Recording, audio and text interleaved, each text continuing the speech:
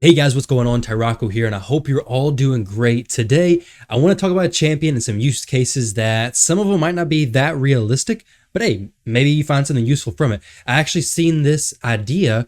I forgot what video I was watching, but somebody in the comment section had mentioned that maybe if you built Septimus to be a nuker, he could do good in the arena, or just one-shot a bunch of people, and his A1 ability, he kills somebody, gets an extra turn. Well, if he kills somebody, he gets an extra turn. So basically, he just keeps firing this A1 off, boom, boom, boom, and it looks so cool. I think he's probably the most satisfying champion to watch.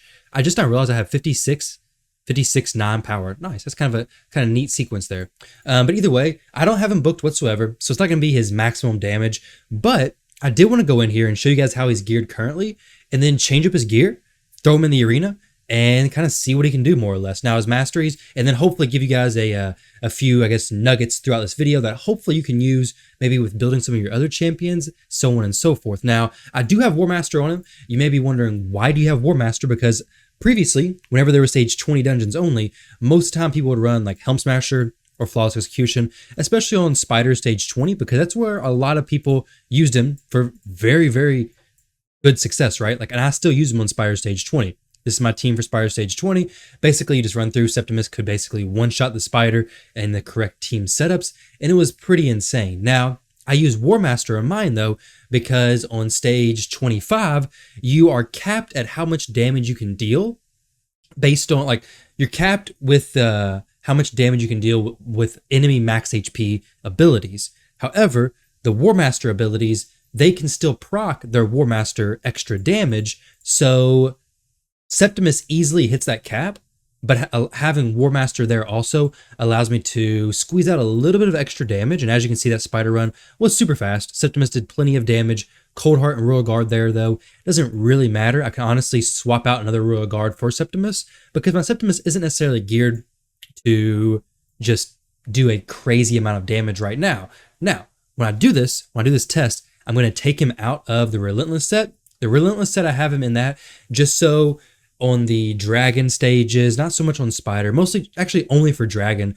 He gets a few good RNG procs here, and he'll make this run a lot shorter. I think my fastest time was like 43 seconds maybe. So this run can actually be pretty quick. I'm making sure I have my frames unlocked, so this is going as quick as possible. But I'm just showing you guys the two different areas that I use Septimus currently in. But I'm going to take him, and I'm going to give him my Herndix gear, and I want to throw him in the arena and see what he can do. Because like I said, he is probably the most satisfying champion when he's killing people.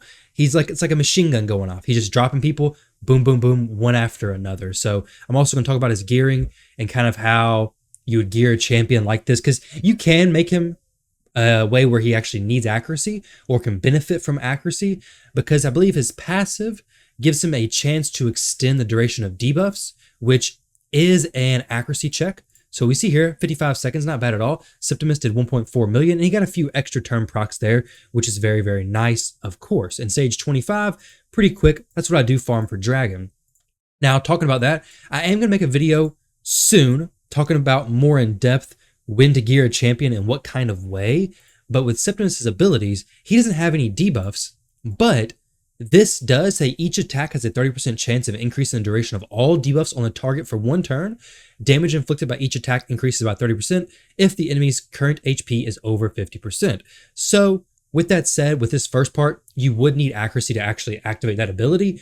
I'm not building my Septimus for accuracy. If you're going to use him in Clan Boss, you would want to. But for me, I'm not worried about it. I only want him to do a lot of damage. That's all I'm worried about.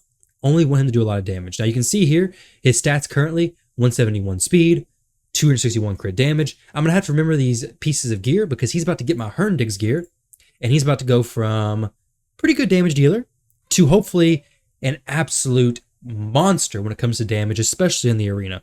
I tried him out yesterday, well, a few days ago, in the arena to see how he would do as far as damage, to see if this would even be interesting and worth making. Now, his multipliers, I think, are like a 3.6, I think, on his A1 ability. And compared to Herndix, I think Herndix has like a 4 on his A1. So, in all honesty, would I really use Septimus over Herndix? Probably not. But, I mean, definitely not, because Herndix has other abilities that are very useful as well. But Septimus is a pretty awesome champion, And there's a lot of other areas, well, spiders and dragon, where you will use this champion. So maybe if you're early game, mid game, and you pulled Septimus, you want a nuker who is satisfying to watch. And I'll show you guys how fast you can do campaign farming as well. And like I said, this is going to be kind of like the higher end of his gearing, I would imagine, that you would use if you... I can't imagine somebody actually using Septimus as a nuker in the arena. But, hey, to each their own. If you want to do it, if you just like watching your champion drop people and take turn after turn after turn, go for it. It does look awesome. So let me find the chest plate from Herndig, and then we'll be ready to rock and roll. So we're at 5,400 attack right now. Let's make sure the banner also has attack on it. It does, so we're looking good there. Everything looking spot on. Like I said, the masteries though, not 100% to squeeze out the most damage possible, but this is pretty solid because we're just gonna keep this. I don't really want to spend the extra 150 gems. If I was going like the most damage possible, I would take the Ruthless Ambush. Would be really good for that for that initial damage on each hit, especially when doing things like the arena. So let's go ahead and jump in here. Now, obviously, Magic Affinity champions, we may not be one-shotting, but it's okay. If we don't one-shot them, not a big deal. We should one-shot everybody else. And the cool thing is, surprisingly, his AI is actually correct. So we'll actually use him in the lead this time. His AI actually automatically starts using his A1 ability because his A2 ability scales off of enemies' max HP. So unless you're going against like an enemy or Suga or something like that, you're not going to get big enemy max HP hits. So we're doing 47,000 damage against Gorgrab there, over 100,000 damage on those first two champions, Bad L and Martyr, which is pretty crazy. I mean, granted, these champions may be fairly low. I mean, they're pretty low in Gold 4, but let's go ahead and see somebody else, okay? 100,000 damage on the A1 ability, that's some pretty serious damage. Like I mentioned though, in all honesty, you're most likely not going to use Septimus as a nuker in the arena, but if you ever want to see something satisfying, this right here is a perfect example. Now, when you get those weak hits, they just fall flat. It feels so bad. Let's go ahead and see what his A2 hits for here. Oh, well, can't do that now. If we went against an Ursuga, someone with like a high max HP, it could actually be pretty cool to see what his A2 ability would hit for. I don't think it would hit for that much, but it may hit pretty solid.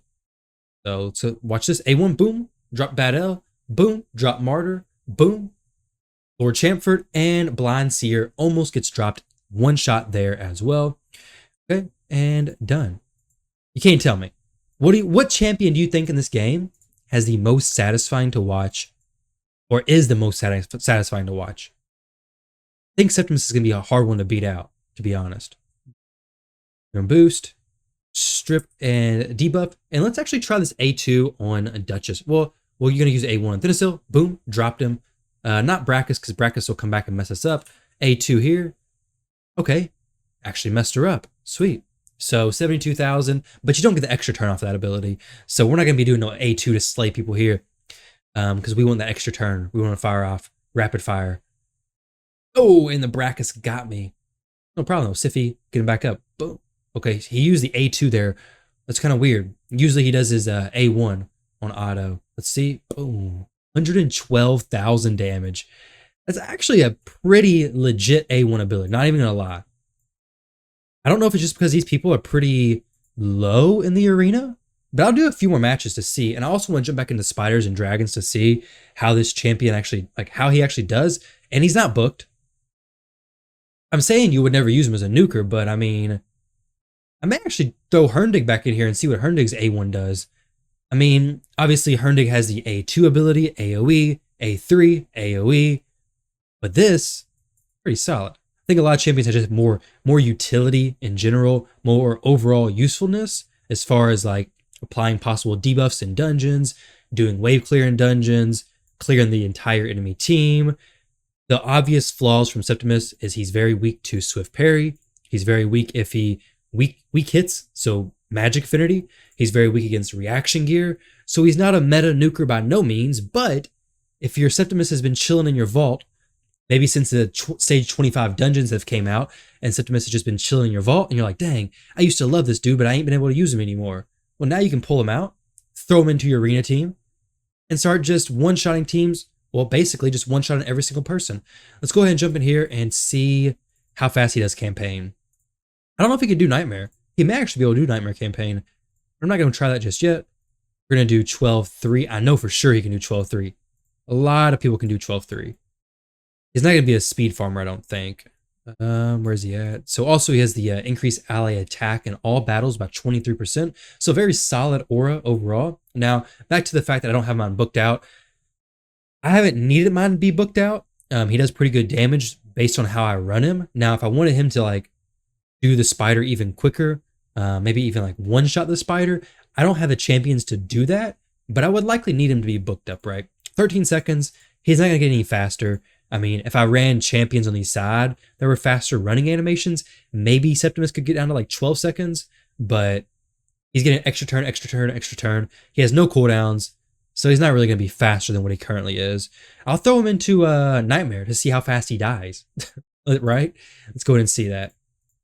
So let's see. Which stage are we going to do? We want to do this one because the other stage, I think he's going to be weak affinity to the blue, so we don't want to do that one. He's neutral affinity here.